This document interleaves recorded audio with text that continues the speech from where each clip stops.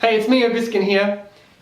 Welcome to this video, which is on the second key in my free ebook, The Prolific Artist. This key is making time. So one of the first things that people say to me when I say, what's happening with your creative practice? How can I help you or whatever? One of the first things people say is, I don't have enough time. I don't have enough time to do my creative work. I'm too busy. I've got to feed my cat and I've got to hang out with my partner and, I've got kids and I've got a job or I work a couple of days a week or whatever it is. So this is one thing that all human beings have in equal measure. So we may not have the same amount of money, same number of cars, whatever it might be, but we all get 24 hours a day. And it's about how we choose to spend that time. So what I usually say to these people is, if not you, who is in charge of your calendar? And the answer obviously is you are. You get to choose what you do with your time.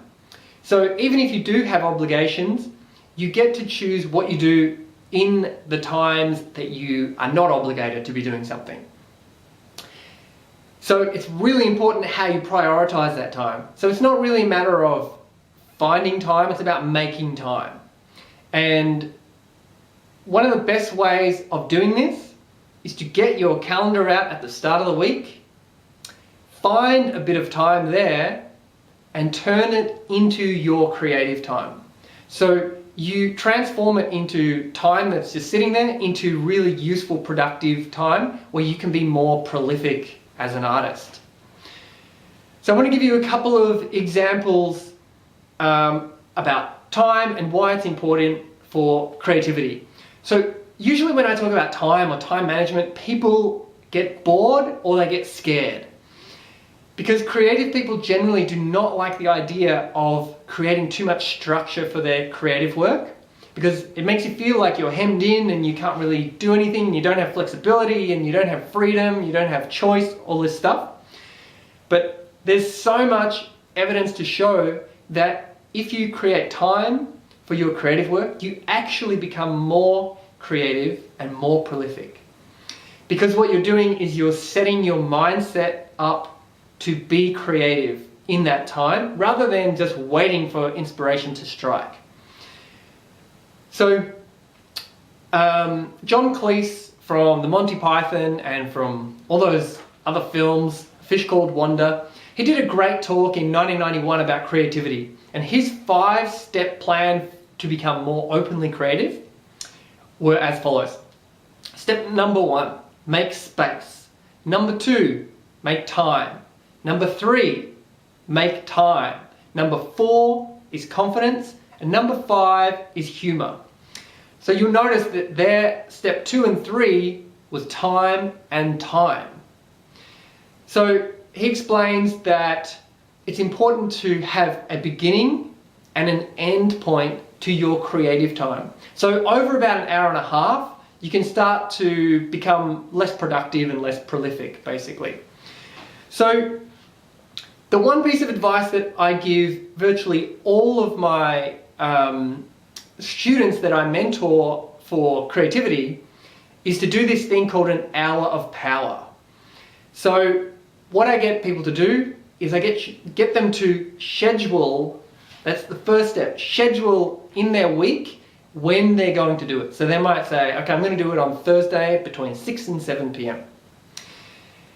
So I want to get to this point about scheduling. So my belief is if it's not scheduled, it's probably not going to happen.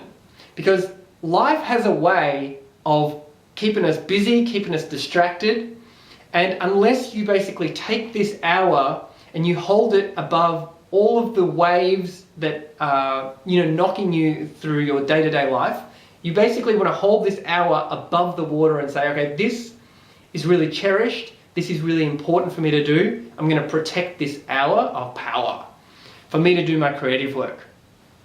So there's a study that they did with some college students where they explained the benefits of exercising to avoid coronary heart attack.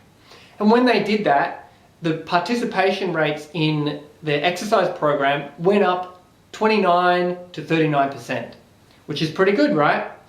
And then they tweaked it and they did one more thing.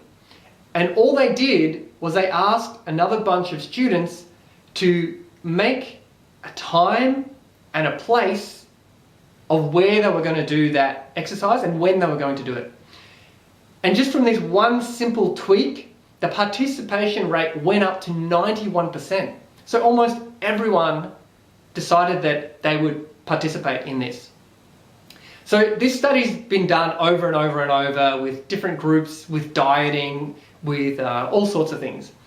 And it works for your creative practice too. I've done it myself. I've seen it with so many of my students. This is really powerful. And what it does is it basically tells your subconscious mind that this thing is really important and that you want to focus on it. And that helps your subconscious mind support you in the moment when you go to be creative. So, if you want to be 3 times more creative than you currently are, the first step and the easiest thing to do is to schedule 1 hour of power this week.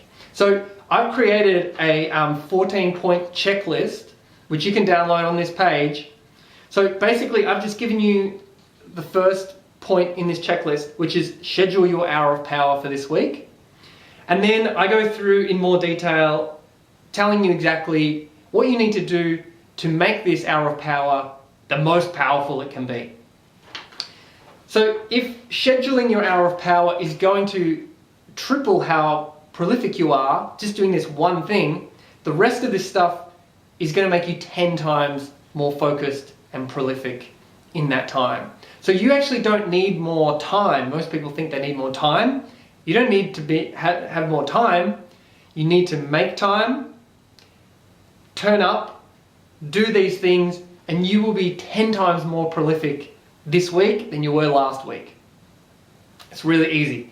So download that, schedule your hour of power, and then have this next to you during your hour of power to set you up so that you can really be awesomely effective and prolific during that time. Cool. So that is key number 2 from the free ebook Prolific Artist, which you can download on this page. Also, it's totally free, and it comes with a video series called Art into Action, where each day I send you a short video where you can take the next step in setting yourself up to really take action in your creative practice and start kicking goals.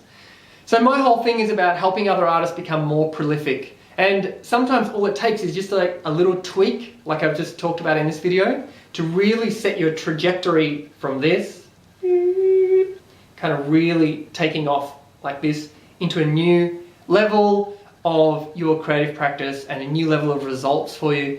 So it's really exciting stuff. I'm excited to share it with you.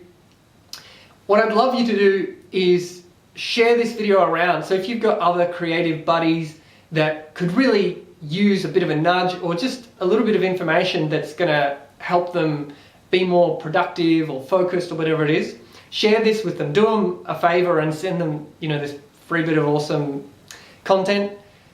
So share this on social media, wherever you can, to spread this message. The other thing to do is, once you've scheduled your hour of power, I want you to leave it in the comments below. So go down below and say, I'm going to do my hour of power Thursday between 6 and 7. And doing this, announcing this socially out in the world is another huge thing that makes you more accountable to follow through and do that thing. So lock it in now before you forget to do it. Print this out and have an awesome week doing more creative stuff. And I think that's about it. So thanks for watching.